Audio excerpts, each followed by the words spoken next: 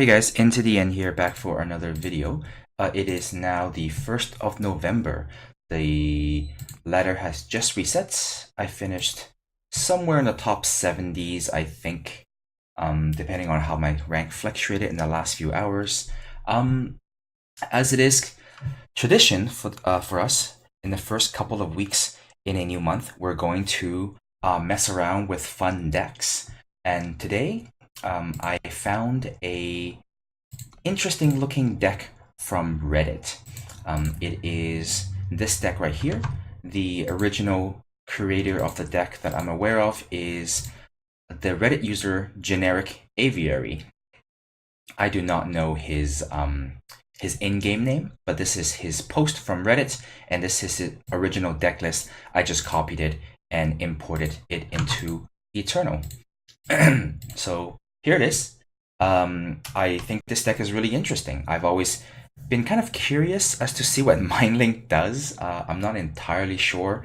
I mean, I read the card, I think I know what it does, but I'm not actually sure why it's good. And because I'm not sure why it's good, it makes me wonder why it's a legendary card.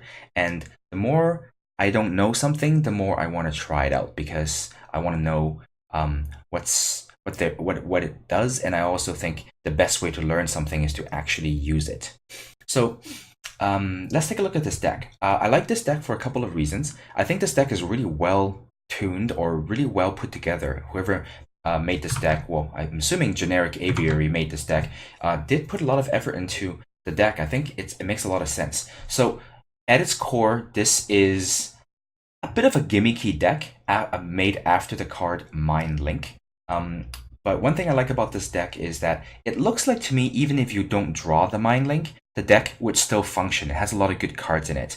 And that is one of the main criterias I have for decks that are like this, where you make it after a card.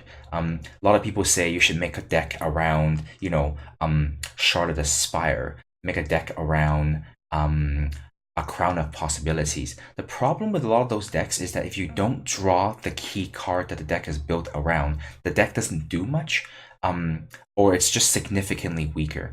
And I don't really like those kind of decks. I like decks where, sure, it's built around the card Mindlink, and there's a lot of synergies with the card, but I feel like with this deck, even if you don't draw the Mindlink, it still functions fairly well. In fact, if you take away the Mindlink and some of the core combo pieces that go with it, like for example, if you took away Mindlink, you took away Rain of Frogs, even if you keep Unstable Form, if you just took away the Mindlink and the Rain of Frogs, I think every other card in this deck will still function, and this deck could still win games, which is great. So, in fact, if you take away the Unstable Form, the Rain of Frogs, and the Mindlink, what you have left is pretty much just a pretty decent looking Elysian mid-range deck. You have all the staples that are in Elysian, a couple of backlashes, which are good, and then you have all your cantrip, enter the battlefield, draw a land, draw a card, draw a land, Sigil, and then you have Sandstorm Titans with Obelisk, Crystallizing Scouting Party. This deck is very powerful, even if you don't draw the Mindlink. So that's one of the reasons I like it. So let's talk about this deck a little bit. Of course, I'm just going by theorycraft here, because I've clearly never played it. I'm just looking at it and trying to guess what it's trying to do. So at its core, you play Mindlink. When you transform an enemy card, you get a copy of that card. So you use this along with a bunch of things that transform their units. The first one is Unstable Form. You played Unstable Form in one of their units, it changes into something random, and you get a copy of that card in your hand. I think on a theoretical level, it's kind of a weird interaction. I'm not 100% sold that it is in fact too beneficial for you, and let me explain why that is. So let's say you play Unstable Form onto one of their units, and it turns into a bad unit. Well, great, your opponent has a bad unit, but then you draw a bad unit as well. So that's kind of weird that you would devote, like a Mindlink, a legendary relic that you play on power 3, and then you play another card, Unstable Form, on one of their units to make it bad, and then you get that bad unit. It's kind of counterintuitive. I'm not exactly sure how great that combo is. But then let's take, for example, you turn one of your opponent's units into a very great unit. But the problem is, then your opponent has a great unit, and your opponent's great unit is already in play. So your opponent got to upgrade a unit and have it quote unquote played for free, or played at a discount, and you have a copy of it in your hand still, which you would then still have to pay power to play it, unless for whatever reason MindLink makes it so the unit's free. I don't know if that's true. I don't imagine that's true, but we'll find out when we play some games. So it's kind of a weird interaction. I think you do maybe get a card advantage out of it because you get an additional creature. So I think that's the benefit. But we'll have to really play some games to see how that really plays out. So the second thing that it interacts with is Polymorph. Polymorph serves the exact same function as Permafrost in an Elysian mid-range deck. It's more expensive, but it's actually more powerful than Permafrost because you do just get rid of the unit and you basically quote-unquote silence it, and you get rid of all its abilities. So it's a much more powerful removal spell, but it is 3 to play. And with MindLink in play, presumably you will get a copy of the 1/1 Frog as well. And I'm not quite sure if that's great because it's a 1/1, but I do believe this deck has ways to take advantage of that extra 1/1 later, and I'll talk about that. So Marisen's Disciple, this is actually a pretty solid card. It's 4 power for 2 units, and the other unit is very flexible. I really like units like this because it's basically really good against removal, and there's not that many units in this game that is great against removal. You play it, and it takes your opponent 2 removal spells to kill both parts of this card. And basically any card that you play that your opponent can kill and it still leaves something else behind is a really good card for grindy matchups, especially because you can leave it behind a 1/1 Deadly Scorpion, which will block any unit from your opponent. This card is actually really good for basically grindy attrition-based matchups, and in particularly in this deck, because you have ways to take advantage of many units. For example, with the Xenan Obelisk, and later on with the Shimmerpack. This is actually a really good choice. So I think Generic Aviary has made a really good decision adding this card to his deck. He's clearly thought it through. Rain of Frogs, I'm not 100% sold on this card. I don't really like cards that hits something in your opponent's hand because it's a tempo loss, right? You wasted, well, you didn't waste. You spend 4 power, and you got rid of something in his hand that he hasn't yet spent any power on. So 100% of the time when you play this card, you're suffering from a tempo loss, basically trading 4 of your power for 0 of his.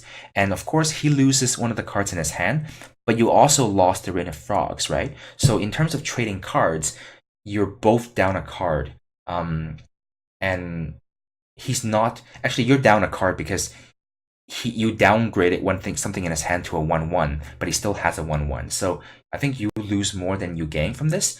The only reason why you would play Rain of Frogs is if you're playing against a deck that needs 1 card to win, like a combo deck or a control deck with very few win conditions, and you use this. Or if there's 1 card in your opponent's deck that beats your deck, then you play a card like Rain of Frogs, but it's really niche, I think. Typically more for control-based decks. So I'm not 100% sold on the Rain of Frogs, but I'm going to play it and see how that goes. Sandstorm Titan is the best 4-drop. You just play with it in any time deck. And then Xenan Obelisk is extra good in this deck because you're going to end up with a lot of extra units on board from the Polymorph Frogs that you get off of MindLink. You also get Frogs off of Rain of Frogs, and then your Disciple makes multiple units, and then all your cantrip sort of early game units can start becoming serious threats once you get to 8 power and a couple of Obelisks in play. All of a sudden, your Amber Acolytes are brawling with opposing Sandstorm Titans. Okay, Crystallize is a fantastic card. It ends games on its own. It's a bomb, and it's one of the reasons why you would play Elysian mid-range before. Scouting Party, another great card advantage, and benefits greatly from Xenan Obelisk. So the Shimmerpack, of course, is the other way of taking advantage of all your small units that you'd be sort of otherwise useless units on the board, turning all of these favors and scribes and 1/1 Scorpions into 4/4 Shimmerpacks is one of the ways you win the game. So, with that said, I think this deck is really interesting. I am very curious to see if it's any good. You can see I don't have a lot of the cards, so I'm going to have to spend some shift stones making this deck, but I think this deck is intrigued me enough that I really want to test it out. I think I like Elysian midrange to begin with, and I think this deck, half of this deck is basically Elysian midrange, with half of the deck being kind of gimmicky brew, janky brew, and I like both halves. So let's go ahead and play some games. Now, as always, I like to play someone else's deck the way it's made by them. I want to play at least, say, 20-30 games with this deck before I start making changes, because you do have to respect other deck builders, and you have to respect their decision for putting certain cards into the deck. For example, the 2 of Wisdom of Elders, why 2 copies? I'm not sure. 2 sort of random copies of Storm Lynx. I understand why it's there against aggro matchups, but I can't. On paper, I don't see why it's good, but I still want to give the deck creator the benefit of the doubt and test the card out to see how it performs in real games. Perhaps it's an all-star against aggro. I don't know. So I would like to play the deck as it is before making any tweaks. I have some issues with this deck on paper, and I've already made it my own version of the deck, but I'm not going to show you that version yet. I'm not going to play that version yet until I have at least 20 to 30 games with the deck as it is. Okay, so that's the deck tech video. Oh, whoa, what did I just do? Okay, so that's the deck tech video. I'm going to record the gameplay videos separately, and oh wait, let's make the deck first. Let's craft it. Wait, how do I? There we go. Ooh, 16,000 shift stones. Let's do it. Okay. All right, so use premium. Yes, please.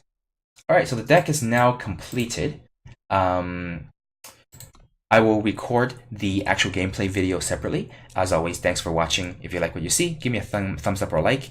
Subscribe to the channel if you want to see more content from me. We will most likely play with at least 1 or 2 more gimmicky, janky brews over the next couple of weeks, and then we're going to switch into serious mode and grind ladder to get ourselves into masters. Okay, thanks for watching, guys.